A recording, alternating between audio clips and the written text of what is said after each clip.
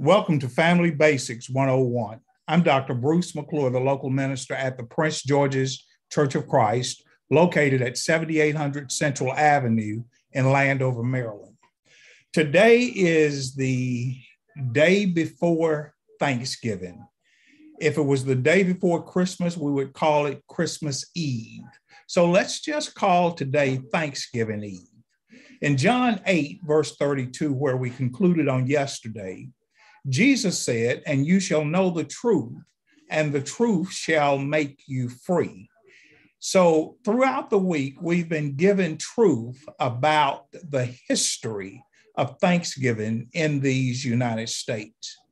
In 1777, the Continental Congress decreed that the 13 colonies give thanks for reaching victory over the British at Saratoga, and the Africans, although still slaves, did as decreed, but not for the same reason for which slave owners were thankful.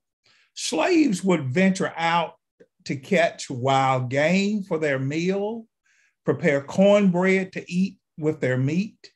And those slaves working inside the home of the slave owners, they may have enjoyed leftovers after the owners finished eating. But it wasn't the same for the African slaves as it was for their European slave owners. Now, due to the relaxed work demands around Thanksgiving and the more liberal travel from plantation to plantation, slaves would also use the holiday as an opportunity to escape from the slave situation they were in. Now, many slaves had spouses, children, and kinsmen that were owned by different masters. Therefore, slaves had relatives and friends on different plantations. So the slaves required travel passes from one plantation to the next to visit family, which explained the slave's purpose for being on the road. In other words, if they were stopped, they had to show that travel pass. And that travel pass was very specific in terms of where they were going, whose plantation they were visiting, and who they were visiting at that plantation, and when they were expected to return to their original plantation.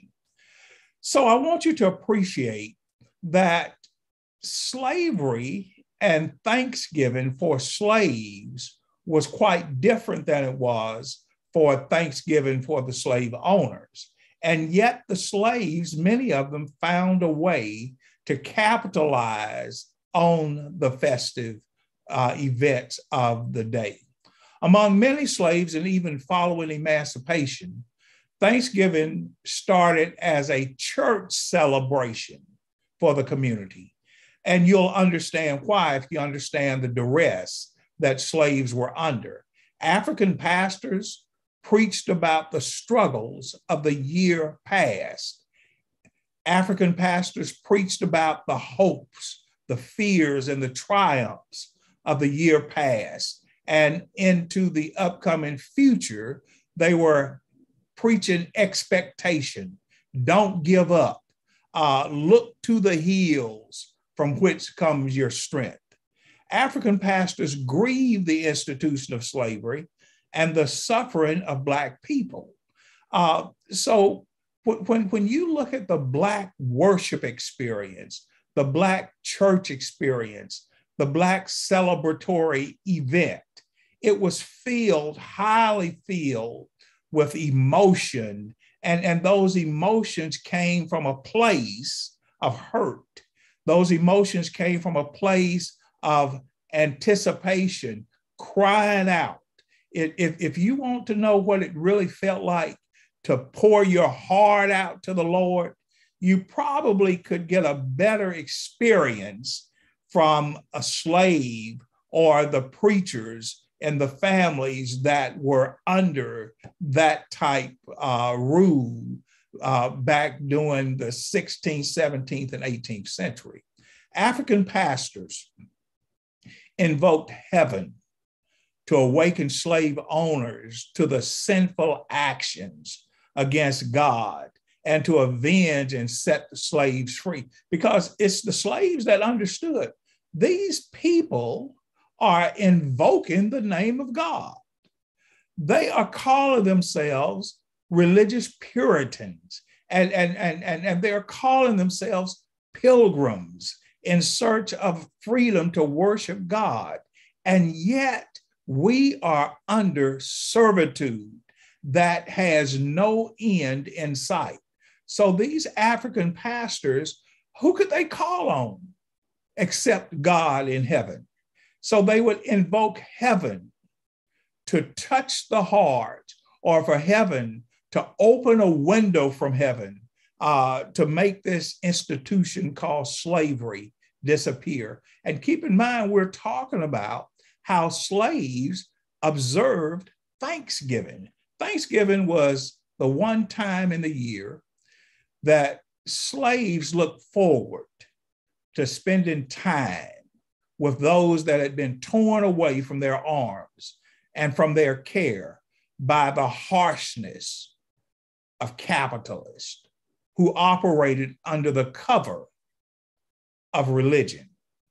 And you also must understand that with slavery, there was this dark side of slaves being told that this was an event that they could celebrate, that they should rejoice in.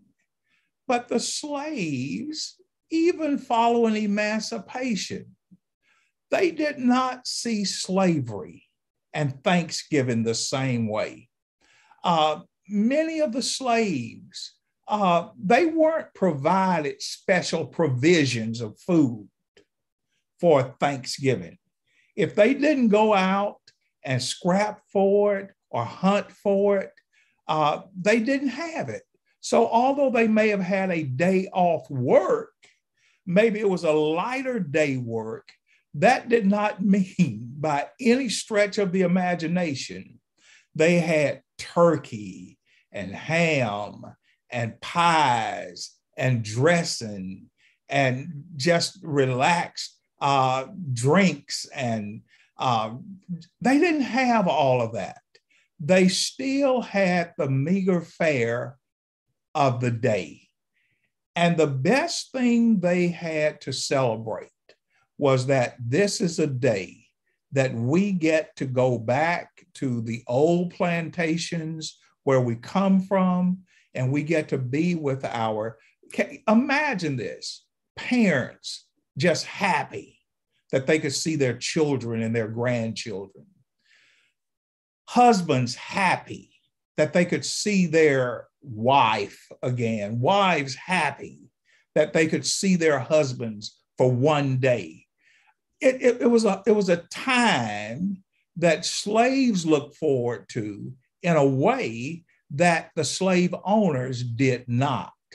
It was a family event, a celebratory time for the family to see each other at least for a few hours in the day, and for them to touch each other and to encourage each other, and to see how they've grown, and to see that they've not been sent far, far away. One of the things that slaves were thankful for is that the slave masters had not killed their relative, or their relative had not died, or that their relative had not been sold away to a distant plantation somewhere.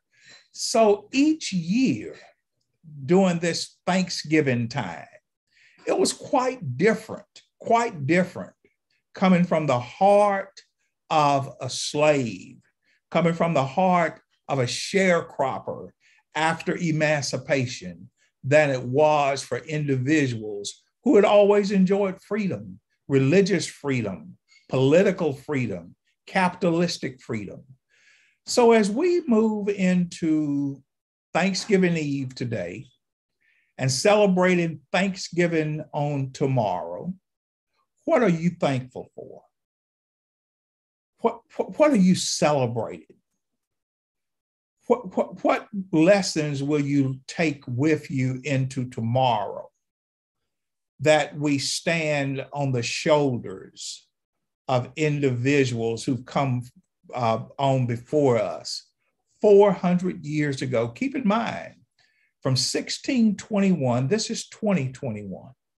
We're talking about 400 years this year of this institution of slavery and the fight for liberty, the fight for freedom that is due everyone. Join me tonight at 7 o'clock, 7:30 for our midweek Bible study, and I'll give you more information about why we should be thankful and how we should celebrate, even as we study the book of 1 Peter, chapter 1 and chapter 4, beginning at verse number 7.